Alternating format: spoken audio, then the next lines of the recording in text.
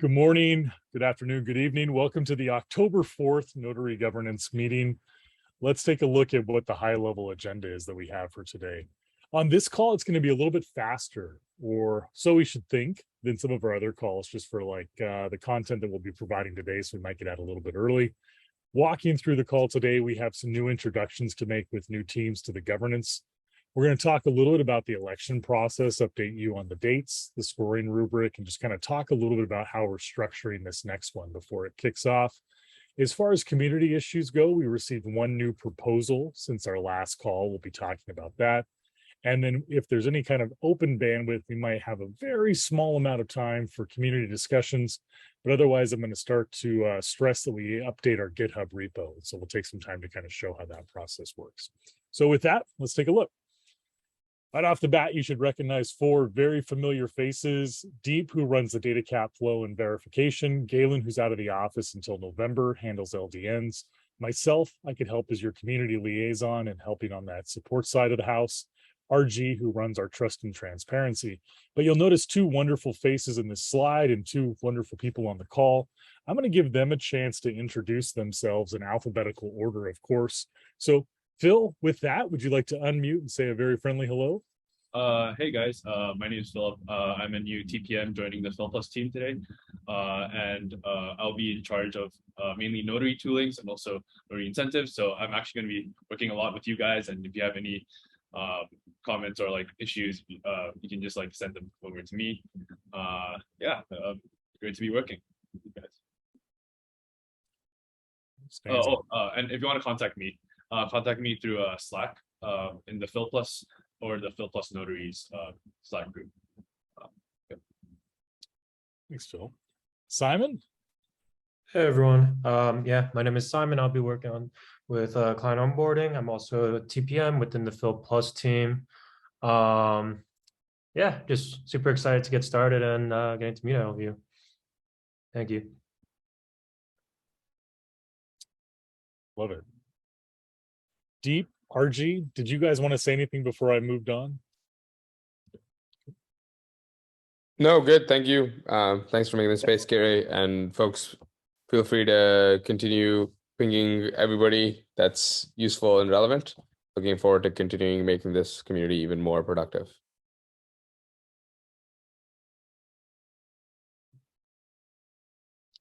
Well said. All right, we don't have a whole lot planned as far as meaty discussions on this call, but as always, it's really helpful in the recording to go back. If you have any questions or need something to follow up, knowing who we're talking with always makes it easier. If you right click on your name and just change it just like I did mine, I can go from being just Kevin to Kevin Filecoin Foundation or the notary organization or the storage provider that you represent. Just makes it a lot easier to field questions. Totally optional, just a very friendly reminder as we kick off. And again, we have the governance Slack link. We post this in chat every week, and this is just a quick rundown of how we track the participation in the program. I'm going to post the link here in the chat box right now. And with that, you could fill out that Airtable as always, and that will count towards your SLA if you're a notary. It'll help if you're a community member looking to get involved in the future. This will be one way that you can establish that you've been participating and active in the program. Or if you're looking to just kind of get involved more in the future. Please go ahead and fill that out. Just enter your name, the session that you're at, and we'll make sure that you're logged as participating. All right, I think I'm going to kick us off with a quick overview of notary elections, and then I might hand it over to Deep to kind of fill in some gaps that go through there. And then we'll save some time to talk about any questions that you may have in the community about the upcoming elections. So let's talk about this. First thing is the timeline. So right now we are finalizing the process for the Q4 notary elections. This will be the 4th round. And what we have set up is on the next notary governance call, we're going to be going through the specific application, kind of line by line walkthrough of what's inside of it. If you are new to applying, what would you expect to see when you go through it? And if you are reapplying, what changes have we made since the 3rd round that should be on your radar? So during the next notary governance call, we'll be carving out time from that and then really deep diving into what's changed and what you should be looking at. After that, coming up, we have Phil Lisbon. We'll talk about this later on the call, but during Phil Lisbon, we are going to kick off the official 1st round of applications. So if you were going to get ready, this would be the time to do it. And then at Lisbon, we're going to open up that application window for around 3 weeks. And that's your time to turn in your application. On the 16th, we will close all applications at a hard timeline. And then from the 16th through the 9th, we will then score those. And we'll talk about that scoring rubric on the next slide and start going through there and ranking the applications that come through there, announcing the notaries on the 9th, and then really investing in the new notary onboarding with dedicated sessions, working groups, and Q&As to try to make this as easier of an onboarding process for any new notaries who are coming on board or changing notaries from the existing third round. So with this schedule, this will all be posted here in the channels, probably in this Phil Plus. I'll pin this so everyone has links to the applications, the timelines and dates once you make that available. But at a high level, this is what's taking place. Now, taking a look at the elections, let's talk a little bit about how the rubrics work and how we're really thinking about this from a community standpoint. I went through and I looked at the data from who applied in the second round to the third round. And when we see the increase, we had a 63% uptick in new notaries from the second to third round of election. And what that meant was we spent a little bit of our time working on onboarding, but it was kind of assumed that new notaries would be self-reliant coming on board. They would find the repos, they would find the documentation. And what this really made was a lot of questions that came up in the process. So a lot of the newer notaries were like, well, look, I don't know how to get my LDN set up, or I don't know how this multi-sig works, or I don't know specifically what makes a good application versus a bad application versus a fraudulent application.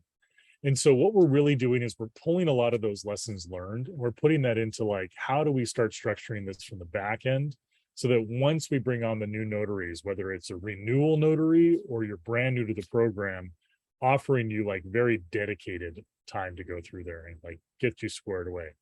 So if you're keen to see what's in that scoring rubric, I have the GitHub link posted right there. But I think the things that I would leave you with is we always need new notaries overall. Not only do they bring a fresh perspective on how the process is done, how to communicate, how to make the program stronger, but also having more notaries makes the system run a little bit faster. Our TTD goes down, our time for first response goes down. So it's always in our best interest to have more notaries, more higher quality notaries, not just notaries, but higher quality notaries as we go through there. It also reduces the burden on LDM approval and applications for the existing. So we're starting to think about this, and you can see highlighted here on the slide about maybe introducing the concept of tiers with notaries. And so what a tier structure would be is during the application process, an applicant could specify what level of access and permissions they want to receive when they join this program. So we're still flushing this out, and we'll have a proposal posted shortly, but what it would look like is tier one might be somebody that's just really wants to be involved. Maybe they want to vote on proposals or have their voice heard. Maybe they want to participate in the Slack private channels. Maybe they want to start to meet some of the people in the community and get involved more. So tier one could be just that initial community engagement where you have a voice, a seat at the table, you're coming, you're active, and you're rewarded for it. The second could be a tier that has all of those tier one permissions, but then they're doing direct allocations. So they're still voting, they're still participating, they're still active, but they might still sign that data cap allocation request. Then the third would be the largest tranche, and this would be somebody that's hyper active in the community. They're not only signing direct allocations or not only voting, but they'd also like to participate in the LDN program. So what's different about this model is that this opens it up for somebody who says, you know what, I still want to have a say, I still want to protect my investment, I still want to participate, but I only want to be a tier one. I don't have any need to sign the LDN, so sign me up for this. So when you specify in this rubric, we'll really draw out the differences in these and kind of give you a show on what it looks like. And really the goal is that we're seeking members of the community that can give a chance to serve as notaries without that need to process LDNs. So a lot of these metrics are still posted on the GitHub. We'll be linking this as the date gets closer. I'd like to pause, Deep, if you have any additional comments that you want to add, and then I'll turn it over to the community for any thoughts or feedback. Yeah, I think thanks for saying all that, Carrie. I agree with everything that you said. I think the only flag I wanted to add or just share with the community is that the notary selection process itself is also open source and proposal driven, right? Oftentimes around election cycles, you'll see a lot of proposals come in on how the rubric could be changed, but it's usually driven by like things that we've learned more recently or things that we thought that we want to introduce at some point in time that we are. But the rubric itself has also gone through a lot of change since the program was originally designed. And so given that we are just about to hit that 2-year mark on Filecoin being mainnet, just a little bit less than that for Phil Plus actually being operational with notaries, I think it's a really good time for those of you that have been active in the community, whether it's been for a few months or for years, to take a look at that rubric and just think about where you think it's good and where it misses the mark compared to the community that we have today. Like, it was built originally for the community that we had 2 years ago. It was appended and amended, but it could continue to be, right? All the things that Kere is saying are going to result in proposals that we all have to discuss as a governance community, that will influence the shape of the rubric for this election. And all I want to say is the way in which we are thinking about adjusting the rubric, you should also be thinking about adjusting the rubric. Like, that is open for everyone. And so it should be that you view that the same way you view the data cap allocation process or issues that you have with the LDN process. This is just another open source process that we operate on as a community. And so we'd love to hear your thoughts, whether they're regarding this topic that Kere flagged or other ideas that you have had for the rubric and the way in which it could evolve to be a more useful mechanism of identifying community members that we can trust to be notaries.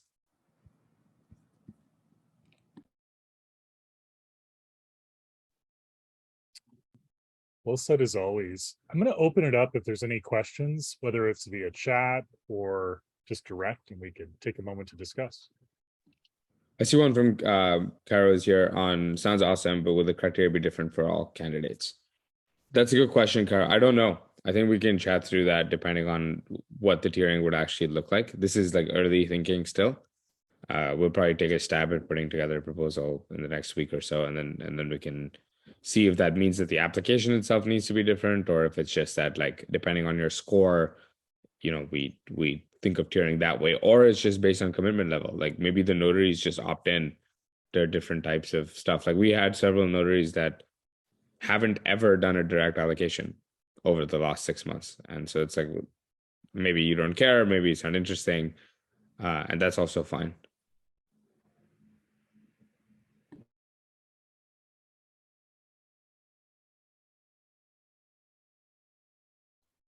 Hi guys, I got another question. About tier A, like a full community. Does it mean like you can only propose, or is there any more specific engagement that I can possibly do if I actually run for it?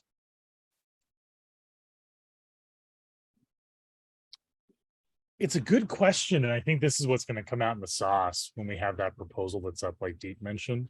The way we were thinking about that tier 1 is somebody that has really good ideas, really likes to be engaged, really wants to stay active in the community, and wants a voice that's +1 from just an interested party, that they've shown that they've gone through the steps of like a basic KYC on who they are, why they care, where they're going to be in the program. I think from that, we'll probably flesh out a little bit on like what their time is. But like Deep said, we're trying to make it easier for people to participate that might not be interested in like approving LDNs. So we'll make that application process a little bit easier for them. One way in which you can interpret this is like, we need a clear differentiation between people that have, voices in the community versus people that have votes on decisions that are happening in the community. And so this could be like an interesting way to separate that, right? Which is, if we have controversial proposals that are in Phil Plus, should we put them, like, we haven't ever done a vote within the Phil Plus community. Maybe with this, we have the ability to start using different populations and putting things for votes. We have the opportunity to have more flexibility in how we do governance and how we do dispute. And so I think it gives some more flexibility, but also I think this is like a little bit of early thinking. So if you have ideas or stuff comes to mind, we'd love to hear it. Yeah, there's another concern like I do have is, like after all, data cap is what people are going after. if different tires hold different influence. I don't know if there will be any huge difference in proposing as a community participant or as a community notary, like it's a tier one. So that's, I will think about that more. Thank you. That makes sense. Thank you. We should think about it more too. All right. So for open issues, these were the big three that we had on the radar for today. First is just giving some airtime to proposal 619 that came through from Faye. I think this was like 2 or 3 days ago. We'll just put this up for discussion. We'll walk through an update on FIP 36 if you weren't tracking the results of that discussion and poll. And then we'll make you aware of Phil Lisbon that's coming up in a few weeks. Crazy how time flies. And then we'll probably be done with the call. So with that, I will go next into 619. So I don't see them on the call. Faye, are you? No. Yeah, I'm here. Oh, Hi. wonderful, wonderful, wonderful. Well, then maybe I turn the floor over to you, and why don't you introduce this?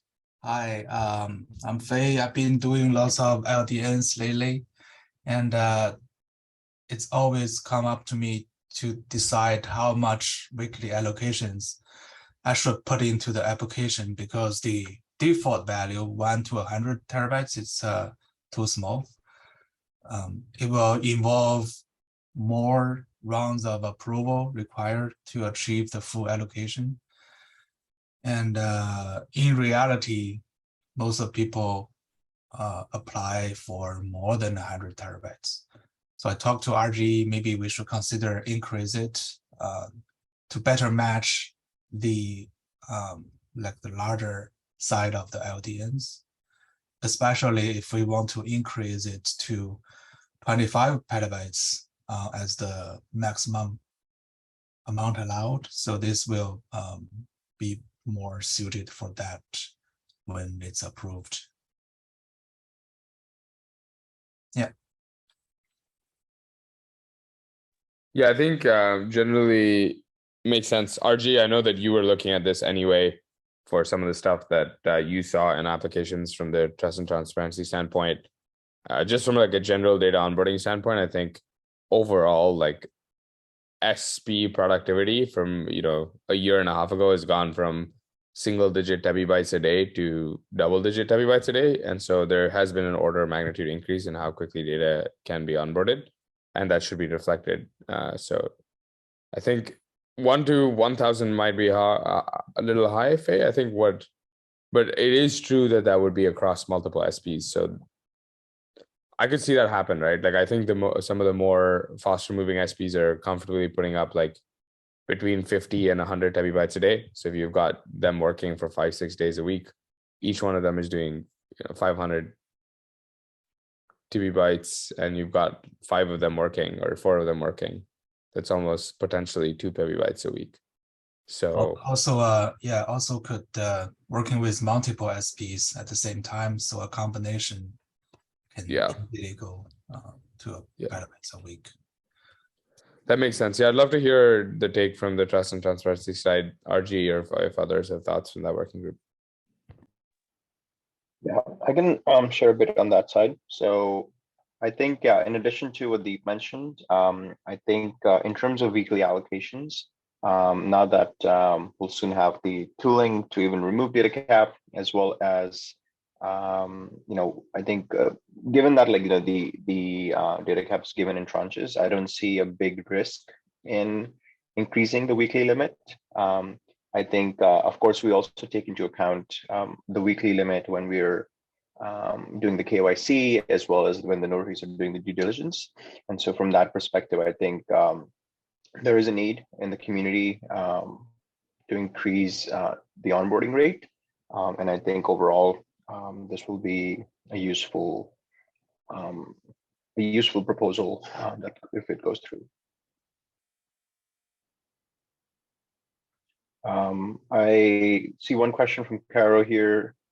Is this normal?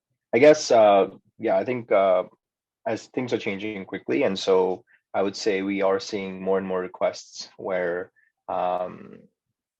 people are, like either getting using up the tranches more quickly, And then that, of course, that has impacted the main multi-sig. And so I think now that if we can increase the weekly limit, overall, we can also be better prepared to to basically plan ahead in the future. So I think those are some of the points that I would like to make.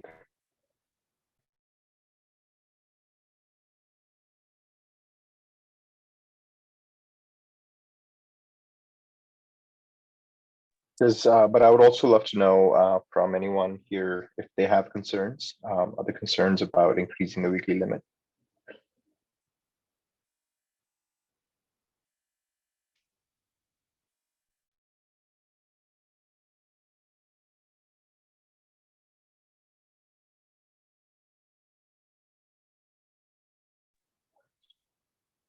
Again, I think 1,000 is the upper cap, but of course, yeah, I think this is a proposal.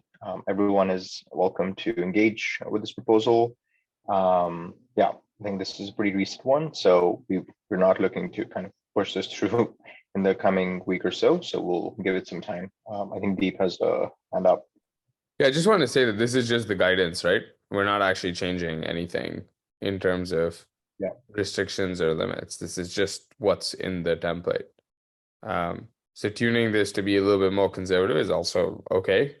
If people genuinely have faster weekly allocation rates, they're going to put the weekly allocation rates. Like, I don't think it matters that much. It could even be like 100T to 500T, right? Or like, it's just recommended and it's just guidance in text.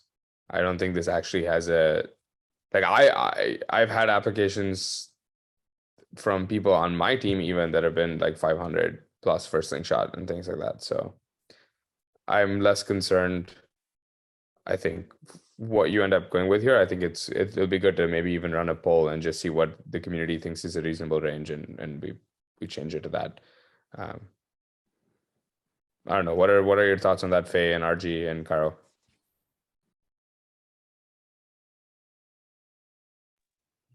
Yeah, I think I would love to see if people think this should be more conservative or this is fine. I think the thing here is that, again, as Deep mentioned, it's a guideline. So there have been cases where we have approved 750 TIBs weekly allocation because there was a strong case that the client made, and they were able to prove that through the samples and through their onboarding rate for other applications that they might have opened. And so I think all of that is to say that we're not just looking at like one metric. We're looking at multiple forms of behavior to assess if the request is legit. So I think along those lines, this would be a guideline. But overall, I think for anyone who's new to the Phil Plus program, I think I don't think like the weekly onboarding rate should be a limiter for them to use Phil Plus to onboard data.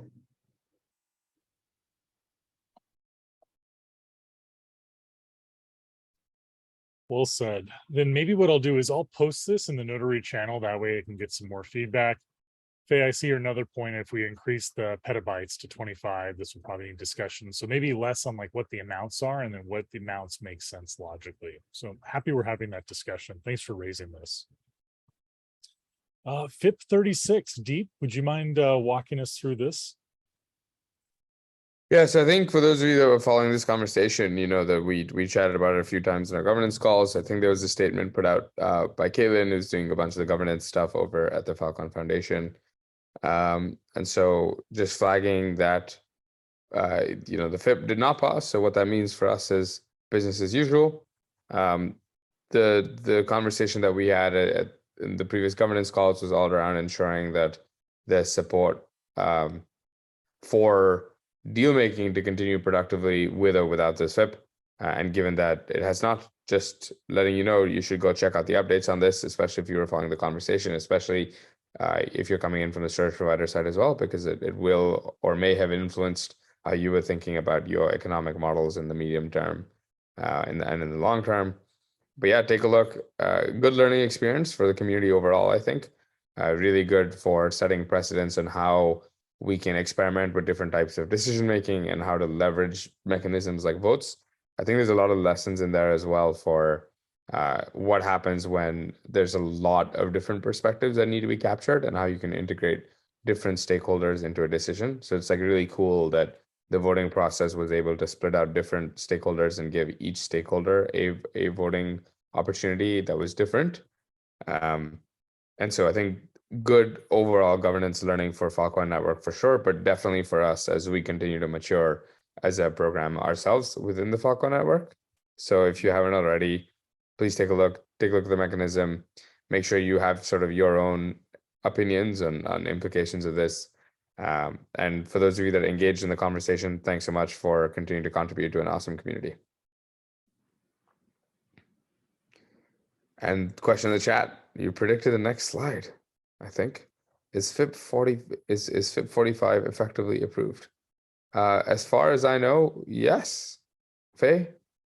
I would love to dig into that a little bit in a second. I don't know, Kiri, if we have a slide on 45 specifically, but if you don't mind, I can chat about it right now, which is that in essence, FIP 45 changes almost nothing in the near term. So you should definitely check it out. Like, it's really important that you understand how it works, but it's mostly like an architectural change that will enable, future use cases to leverage data cap in interesting ways, or enable deal making with verified deals in interesting ways, but far away from now. So like at least 2 network upgrades from now.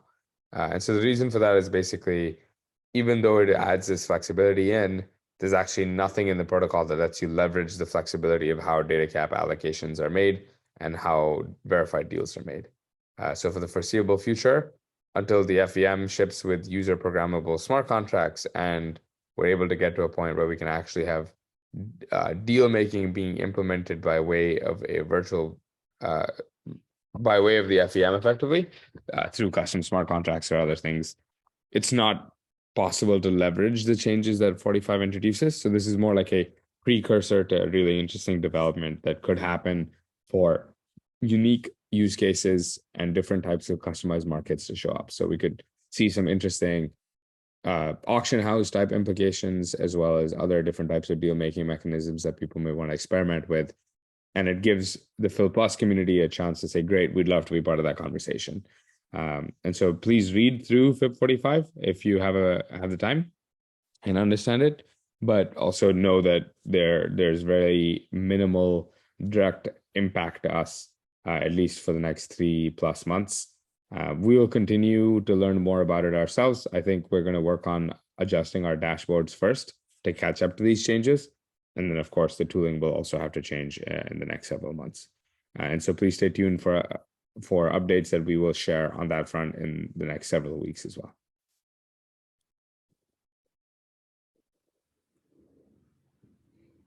Faye, no, it isn't. So impacting changes maximum term is 5 years because an allocation itself could be up to 5 years. But the thing is, you can only make an allocation via the published storage deal message. So we're still effectively constrained by deal limits. Just because a sector can live for 5 years doesn't mean a deal is up for staying till 5 years, and FIP 45 itself doesn't affect deal term. So even though that is true, nobody can actually use that today because you'd still be limited by the published storage deal message being the actual allocation on chain. So for now, as far as I understand it, no difference. Cool. Thanks, Kiri. I'll take other questions in chat on this one if there's anything. Sweet. I think the last new item we had on everyone's radar was Lisbon. This is coming up 3 weeks, and wow, that time flies. So if you're keen to sign up for this, I'll post this registration link in our chat. And with Lisbon, it's going to be a 3-week event, so quite a bit going on. The first week is a lab week. This is the 24th through the 4th. And mainline stage that's going to take place simultaneous to that lab week. The major events are taking place the 30th through the 2nd. We are still finalizing the logistics for the Phil Plus sessions that are going to kick off at this event, but it's probably going to be on the 30th, 31st, or 1st in that main time window. And we're going to have it set up for live participants as well as a live stream and recording. So if you can't make it, it will be all live. We'll post all the information ahead of time and be seeking any topics. But some of the main headlines that we'll be talking about are the elections, asking FAQs, going through that in detail and making sure that we're really unblocking anything that's stuck on the elections. Talking about the future of the program, like what are the working groups that we're spinning up? How do those groups communicate? How can you get involved? How do you link up and participate? And really collecting feedback on like, what does the future of the program look like? What are incentives? What are holding people accountable? How do we really like migrate all these into like one common Filecoin Plus program? So that'll be a big session, probably around 4 or 5 hours. We'll launch the details on that, and then a web summit to follow. So again, if you can attend live, I'll probably stand up a private Slack room. I'll invite anybody who's interested, and we'll share updates and coordination and really kick that off. But coming up, Phil Lisbon taking place end of the month. I'll pause for any questions somebody might have.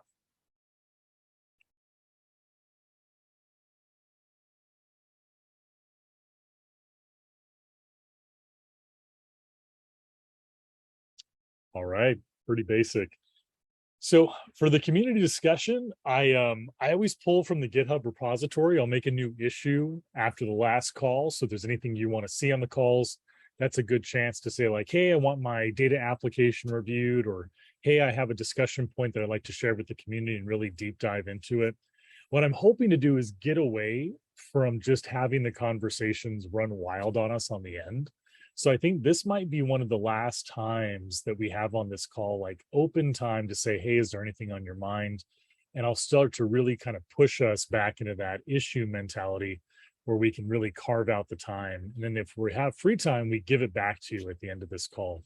So this might be one of the last where we say, is there anything else that you guys want to discuss either from the call or anything that was on your mind from the community for the last 2 weeks?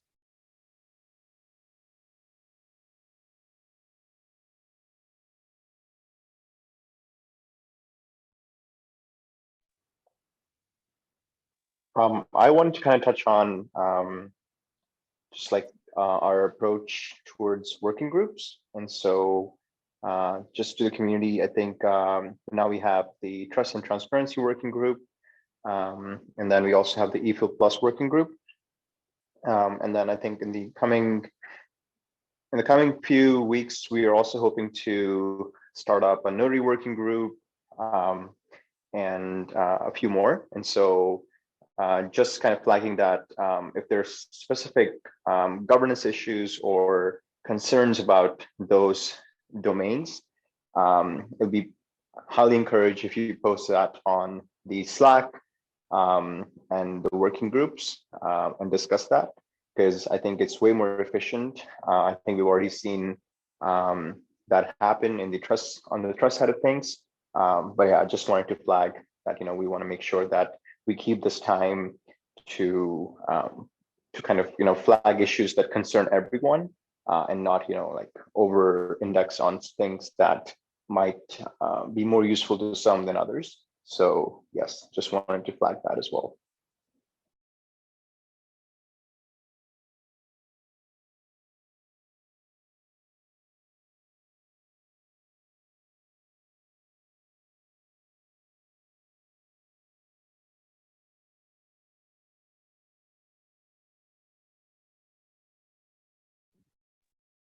Carolina? Yeah. So when I was checking Face proposal, I saw a really interesting comment. It's from, could you check the link, please? Come, I sent it to the chat. Yeah. Okay. Yeah, it says, I think the inspiration of this is kind of from the faith going around, like everyone's engaging in voting and everything. So personally for me, I think it makes sense, but I don't know how you guys think about it. Yeah. It's such a great point, and I think we talked about this briefly on the call, and I think I responded in Slack. It's that within our like program for Phil Plus, how do we weight the votes that come through? Almost like that FIP 36 that came through. So if we take a look at maybe the LDN weekly allocation rate, do we say that only notaries get a vote? Do we say that only notaries and storage providers get a vote? Do we say that notaries, storage providers, applicants get a vote? Do we say that notaries, storage providers, applicants, and community members get a vote? And what that did was it really opened up like, hey, do votes have weight to them? Do we still say that anybody can vote in this? And it really opens it up to it. So we've really adopted a model of discussion and then participation, which means individuals are more than welcome to thumbs up on an issue, bring it up on proposals, to comment, like, suggest. And then we go back through and we review that and we kind of draw this conclusion from those without like a weighted system. It is a good point as our program grows, as these working group forms, how do we start to migrate into a system where in addition to all these discussions, do we have a formal system for that vote?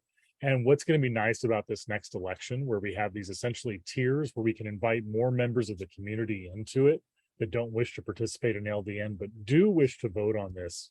This should hopefully make this process a lot more transparent and a lot more easy to participate in. So rather than having a comment, you could just cast a vote. So Chris, thanks for bringing this up. Carolina, thanks for flagging this for just a quick discussion on the call. And I'll pause to see if you have any additional thoughts or questions on that.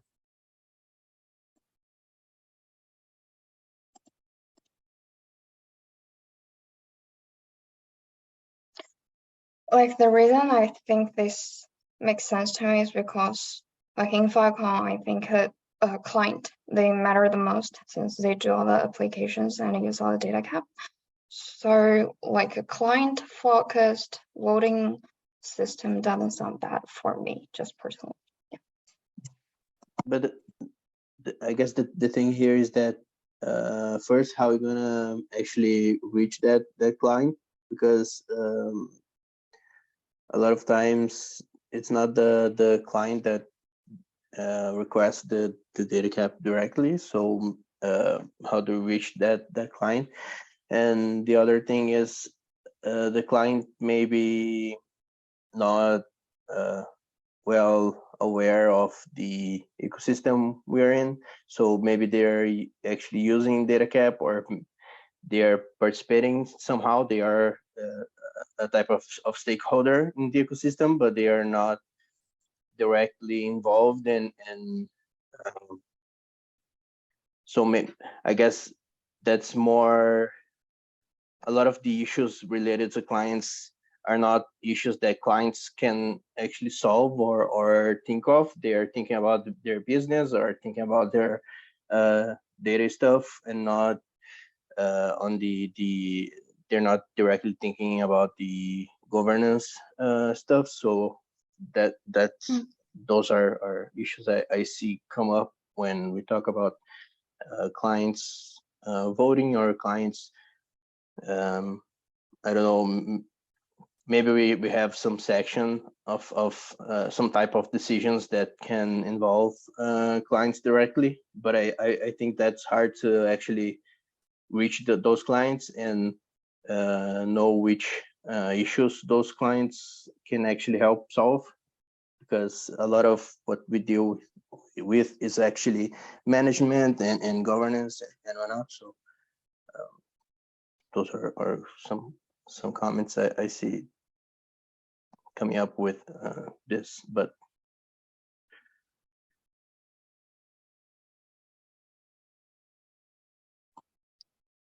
Yeah, I think to put a pin in it, very interested in adopting a voting system as we go forward. Also very interested in making sure that we do it right versus just rolling it out. So I think we're all kind of thinking about that. Thanks for flagging that again, Chris. Thanks for bringing that up again, Carolina. We're definitely trying to move to a model where it's low weight, as Alexandre was talking. Thanks for that. Darlene has a question in chat. It's whether the team will consider adding green low carbon rights score in the notary score. So maybe I'll take a pass and then I'll see if anyone else on the call has thoughts or wants to add deeper. RG. So I know that we have initiatives within the Filecoin ecosystem like Filecoin Green. Happy to share links if you want. I can post that in the Filecoin Plus channel. But I'd like to see this program remain dedicated to like trust and transparency.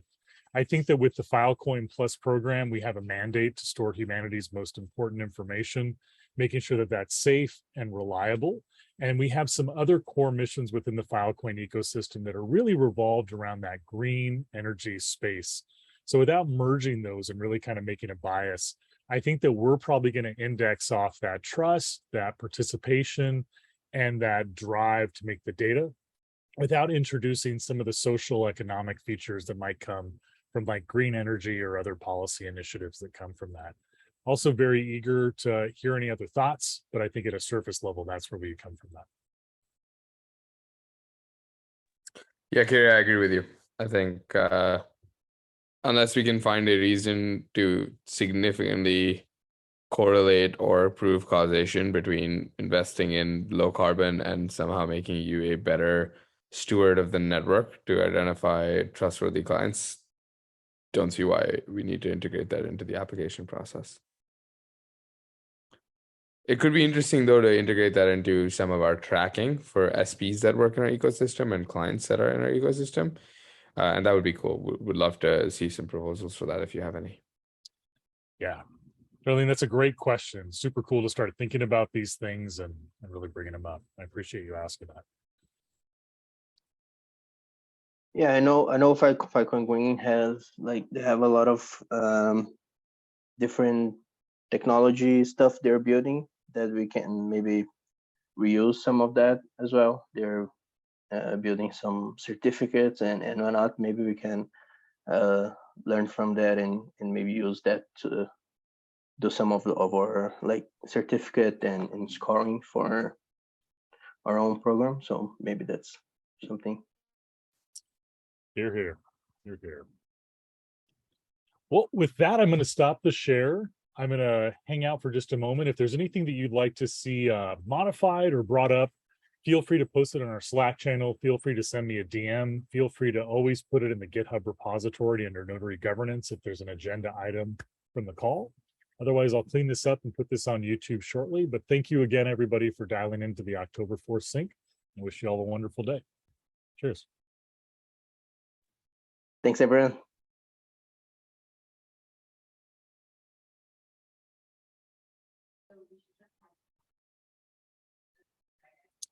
All right, welcome to the second Notary Governance call taking place on October 4th, 2022. At a high level, this call will mirror the first one that we had in the morning, where we do a brief introduction. We introduce some new members of the governance team. We're going to be walking through the elections, some of the upcoming dates and modifications that we see coming down the pipeline. We have 3 items on the agenda that were flagged for the community. The first is a proposal. The second is an update on FIP 36. And the third is an overview of Phil Lisbon coming up.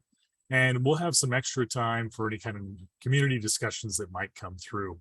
We had no LDNs that wanted to submit their applications this time period, so that will kind of take some time off the schedule as we go forward. So with that, big friendly hello. Deep, Galen, myself, and RG are your friendly existing Notary Governance team. We make sure that the data pipeline is flowing, that the LDN process is working, that you have someone in the community to triage, and that there's trust and transparency in the network. But we were missing 2 key elements right now, and so we brought in 2 wonderful folks that are going to introduce themselves now, and they're looking at the tooling and the client onboarding. So Phil, if you don't mind kicking us off alphabetical style, unmuting and giving a warm hello. Yeah, sure. Hi, my name is Philip. I'm the new TPM. I'm a new TPM at Phil Plus. I'll be mainly handling notary tooling and incentives. So super excited to work with all of you guys. I'll be working really closely with you guys and listening to your concerns and getting feedback from all of you. And yeah, if you want to contact me, I'm open on Slack. You can contact me in the Phil Plus Notaries chat or in the Phil Plus chat in general. Yeah. Hey everyone, my name is Simon. I'm also the TPM and I'll be working on the client onboarding. Yeah, super excited to get to work with all of you. And again, same as Phil, just if you have any questions, feel free to reach out. Well said. Phil, Simon, welcome. Just to have you and looking forward to great things. On the morning call, we have more people on the line, so it gets a little bit tricky to know who's talking at what time. With only about 9 of us on this call, this isn't as big of a thing, so I'll save time. But if you wanted to update your name, always appreciated. I'm going to post the link to our Airtable board for those of you that are part of the SLA for existing notaries. We greatly appreciate you coming to this call, taking part, and we want to make sure that in future elections, you can kind of claim your participation in this Airtable form is the way we do it. So thank you for filling this out. If you've missed any in the past, just let me know. I always send that audit around every 4 or 6 weeks. So this will be no different as we go forward. All right, let's get into some news stories for you. The elections. So we are now finalizing the upcoming 4th round of notary elections. So it's going to be very mirrored to what we had with the 3rd round, where we're going to open up a period of time to give everyone a chance to ask questions and get kind of set up for that. Then we're going to have an open period of time for submitting your application, then another open period of time for scoring those applications, then another period of time to go through and make sure that we're onboarding newer notaries to the program. So here's what those dates look like. We're going to have an FAQ of the application process and some proposal changes on the next notary governance call. On that line, we'll be talking to the next slide about some proposal ideas that we have coming to make it a little bit easier, give you a chance to voice any feedback with this proposal, and really just kind of get set up for success with like how to communicate, where to go in the repos, how to have it set up, and we'll have that video recording for anybody who might be interested. The application process we have scheduled to open up on November 1st. And before we open it up, we are going to be having a session at Lisbon. We'll talk about that more on the call, probably around the 30th or 31st of October. We're still pinning down the exact date.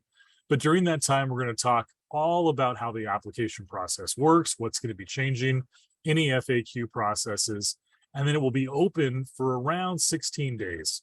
The reason it's open 16 days is lesson learned on the 3rd election. We had it close at Friday at midnight.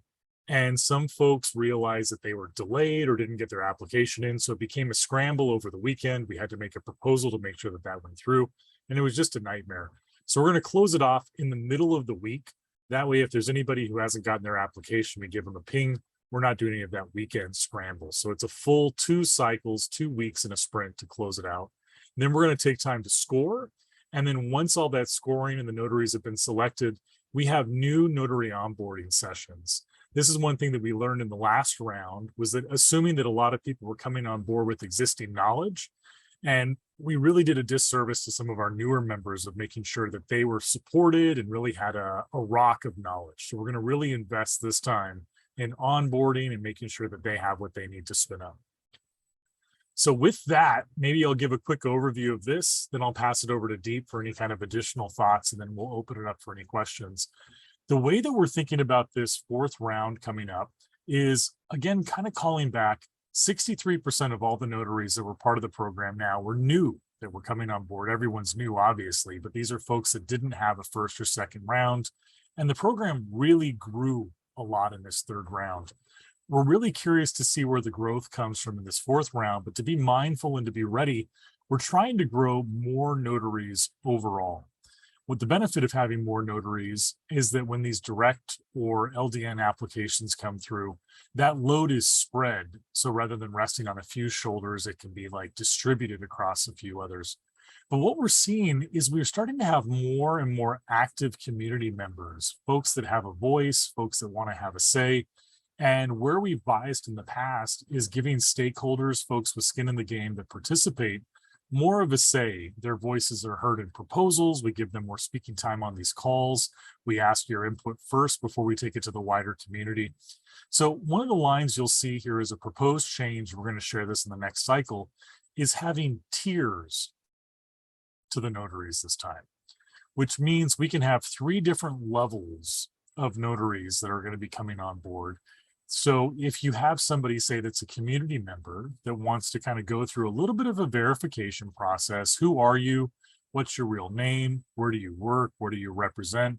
If they take the time to do that representation, they essentially earn themselves a voting seat or a place in the community. And so we'll be talking about what that looks like. And then, as you can imagine, with the more KYC that's done as we move up, notaries that can then approve direct allocations up to LDNs. And the goal of this is we have some notaries who've been in the program that just have not approved a single LDN. So maybe they just wanted to have a participatory seat. This will give them that chance without having to go through a lot of the application versus a notary that really wants to be active, signing direct in LDNs. They can take that additional time and go through those. So we're still going to have the breakdown scoring. This rubric is all public. As it gets closer, I'll be sharing those links in the channels. That way everybody has access to it. And the goal is to take the mystery out of this, to make it an open source election based off fields that we've all agreed in past proposals, and that there is no kind of decision making behind a black curtain. So we'll be making sure to share what that rubric is, what the scoring timelines are. Everything is completely transparent. So as this comes on board, you'll be seeing a lot more. I like to pause. Deep, I know that you've been here for a while, hear your thoughts, and then open it up to any thoughts from you guys on the call. Yeah, thanks. I just want to reiterate something that I did in the morning session as well, for those of you that are here live, which is that the application process itself is by way of this rubric, right? And for those of you that are familiar with it, the rubric itself is called the Notary Application Rubric and is open source. And for those of you that aren't familiar with it, you can find it in the Notary Governance repo. And the reason I'm flagging this is because the program has been around for nearly 2 years at this point, and that rubric started out as something that was designed at the time of mainnet for the set of stakeholders that we had that we expected to participate at that point in time. Since then, we've learned a lot. We've learned a ton about who is participating, in what ways people are participating. We've created new pathways for notaries to participate. We're talking about things like tiering them and finding ways to accelerate the impact that notaries have on an ecosystem. And so with that, the rubric itself should also continue to evolve. So in the last cycle, we did do a bunch of changes. If you remember, we proposed adding a new section called engagement and program. We removed a section, we tweaked a bunch of stuff. I think this cycle should be no different, except that we've also had an uptick in the source of proposals in the Phil Plus governance world, which is that it went from a lot of like us proposing things that came out of calls or out of meetings to people actually proposing things in the wild that they thought were interesting. And I would really hope that, you know, if you're sitting here watching this, whether you're here live or watching the recording, and you have ideas about how we could be picking trustworthy fiduciaries of the network better, please contribute your thoughts and propose changes to the rubric. It'd be really cool to see us party on the rubric a little bit for at least the month of October and arrive to something that we can take a better dependency on before we go into this next election cycle. It's a really good time and a really big inflection point for the focus that's been placed on Filecoin Plus, as well as the general activity that we have and the desire we have to scale up the process. So check it out. You know, share your thoughts, concerns, comments, contribute proposals and suggestions. I'll drop a link to that in the chat as well, so that you can directly take a look at what the latest state is for the rubric. Awesome. Mark, anybody on the call have any questions about the election coming up, or anything we could fine tune to make sure that we're giving you it as we get closer?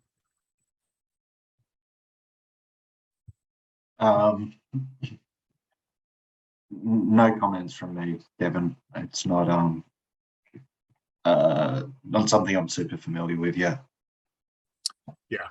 And Mark, I might reach out to you a little bit. You have a perspective that's unique, is like being involved in the program yet new. So your input's going to be really helpful as far as like, what can we point to? So we'll be using it double. Yeah, for sure.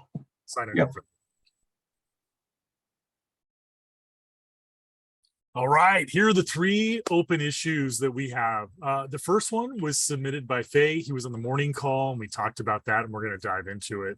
So with that, let's take a look at what that proposal is. And then we're going to talk about the FIP 36 update, let you know where that landed, and talk about Phil Lisbon. So right off the bat, this proposal came in about 3 or 4 days ago. It's in GitHub. It started to get some conversation after we had it on the morning call. And at the crux, what this is talking about is right now for a notary to go in and approve the LDN process, the weekly allocation, I think, is set up to 100 petabytes. And that's great. But what that means is that it's really difficult to have those tranches go out. It's time consuming, it's burdensome. So this was kind of facilitating that conversation, is do we raise that weekly limit now that we're talking about raising the max distribution from 5 up to 25 petabytes. So in the morning call, we had a little bit of back and forth about what does that raise look like? Is it go up to 50? Does it go up to 250? Does it go up to the full 1,000?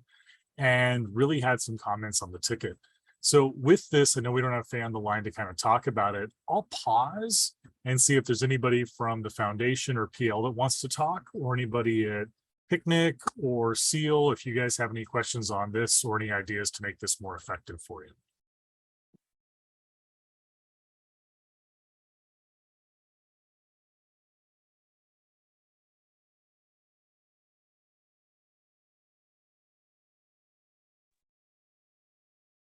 I think just to recap of the morning conversation was mostly like Kerry was saying, like what is the set of numbers that would make sense. So there was some pushback to 1,000 feeling maybe a little bit too high.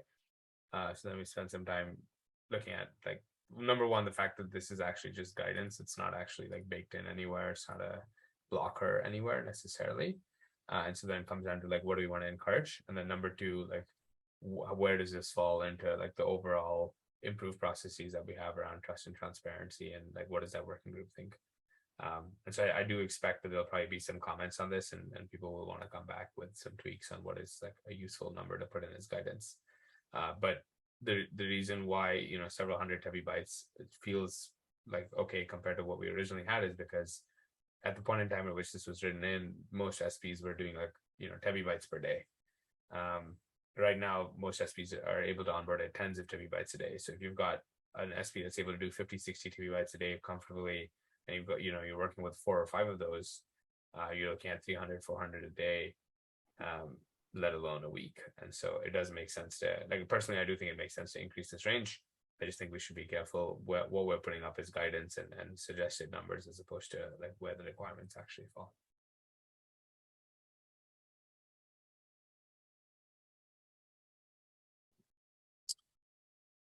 Yeah, I appreciate that. Jonathan, I appreciate the feedback. Thank you for putting that. Same with you, Sal. If you have a moment, putting those in the issue is just so wonderfully appreciated as we try to move into this open model with this back and forth.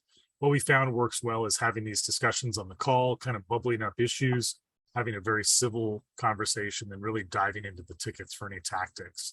I'll make sure that that post gets put, but if you guys left your own comments, it'd also be really nice. Thanks, Sal.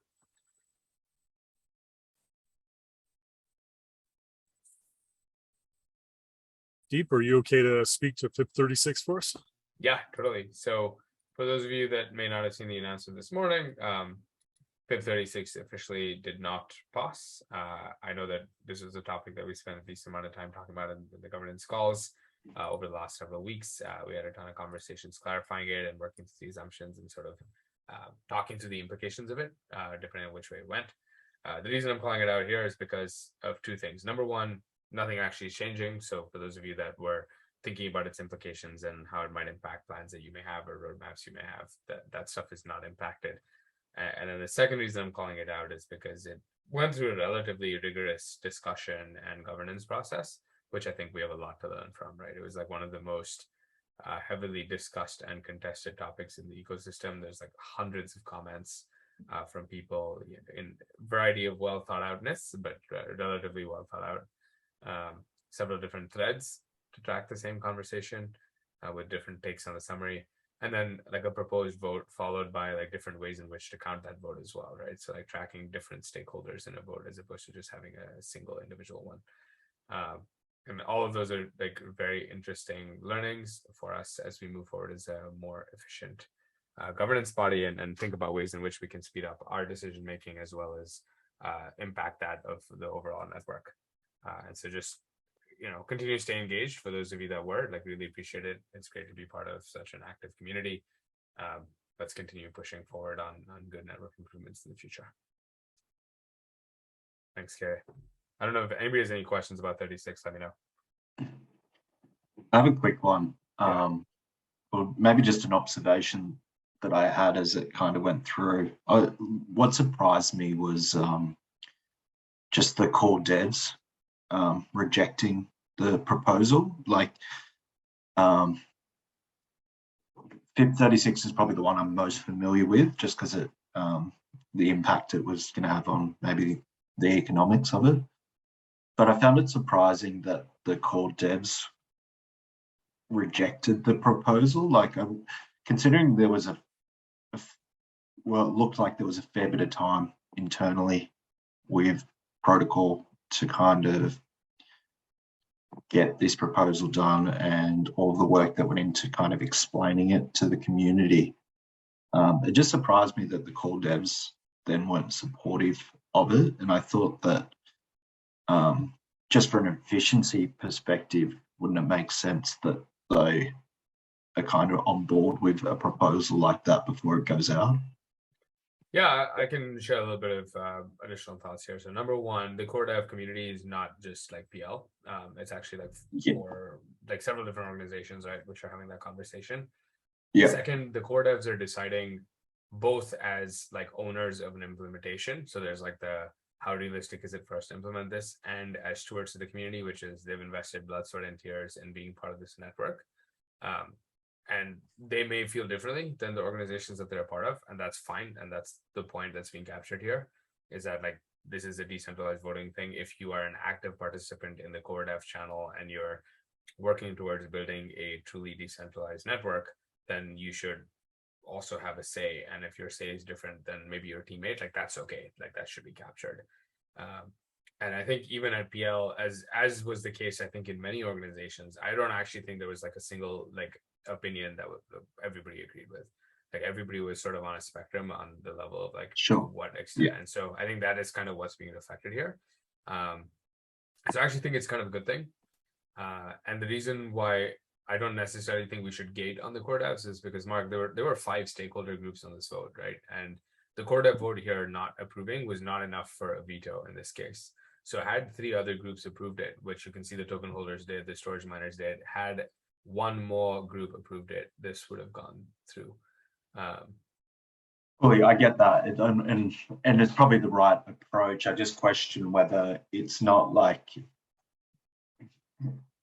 you want them comfortable with it before it goes out. Yeah, that's fair, but there's going to be things that people like single stakeholder groups are not comfortable with. Like for example, what Ethereum had to go through for ETH2, there was like a tremendous amount of like, for example, the node operators that like may not have been supportive of that, and so I think we will see cases that in really controversial votes, like certain populations of stakeholders are going to not like it, but the rest of the network might think that's good. Yeah. And so I think we're going to run into this again. I think the general thought that like it looked like a lot of effort went into this, and it's still surprising that like it wasn't approved by the community that probably spent the most amount of time on it. That is a fair one. I think that's like valid feedback. Like maybe that's a takeaway for the team that was investing their time and like how they were communicating it and why they thought it was like such a good like case. And maybe how they should have gone about like targeting the different stakeholder groups. I think that's probably right. It probably depends on maybe the perspective of why people rejected it there to understand that more. Sure. Exactly. Yeah. But fair enough. Yeah.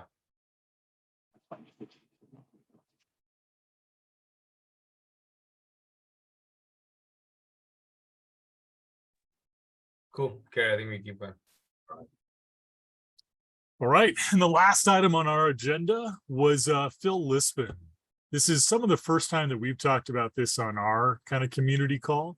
So coming up at the end of October and the first week of November is essentially what's a 3-week conference taking place in Lisbon, Portugal. Looks lovely. And the way this conference is going to be structured is it starts out with like a lab week, working groups, co-located, kind of like a hive mind mentality. Then about a week of really great talks and sessions, kind of akin to Phil Austin that we had back in July, but just in a really heightened tempo. I think that an ETH Summit correlates too. So if you were keen to learn more about this, see when it's taking place, maybe you want to sign up and join, love to see you. I'll put the link here in chat right now. It's at Phil Lisbon, sorry. And then that's the sign up. It has some more information on the talks. I know that it seems like it's far away, but my goodness, that's 3 weeks away coming up. So it's really coming up fast. We are going to have a Phil Plus session taking place, like I mentioned earlier, on either the 30th or 31st. Once those dates are locked in the venue, we'll announce it quickly. And we're also going to be setting up a Slack channel. So if you or your organization was going to be keen to come to Portugal that week and you wanted to know where other folks in the program were, or maybe have a friendly hello, we'll have that Slack channel for the people that are going to be there live for communication and going back forward on that. So again, Phil Lisbon, we're going to have a Phil Plus talk taking place on the 30th and 31st.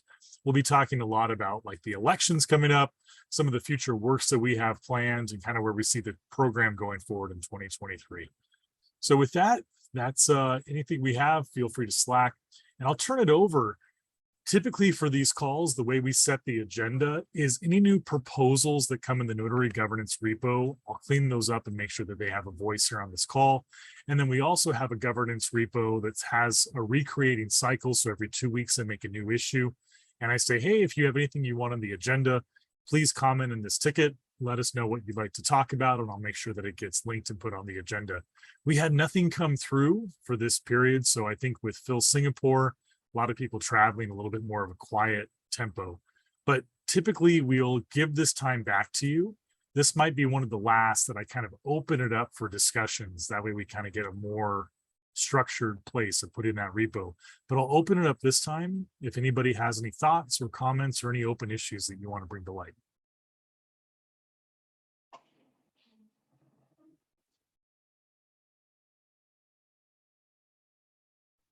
Something I wanted to share was regarding bringing up issues.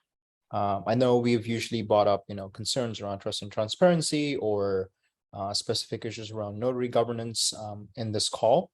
But I think one of the things that we as the governance team are trying to do is pilot working groups. So right now we have one for eFil Plus and we have one for trust and transparency. And we'll have biweekly calls for those as well. So just to maximize productivity and everyone's time, I think it'll be great if there are certain issues regarding those domains, if you could just post on those specific channels. We're also hoping to create groups for notaries and SPs in the coming weeks. So please be on the lookout for that. But yeah, I just want to make sure that the issues being discussed on on these calls are those that are relevant to everyone, and they're not, favoring others, some over others. So yeah, just wanted to flag that. I think many people here today have already taken that approach, but anyone watching the recording, please, if you have not seen those working groups so far, please take a look. Yeah, more than welcome to engage in those groups.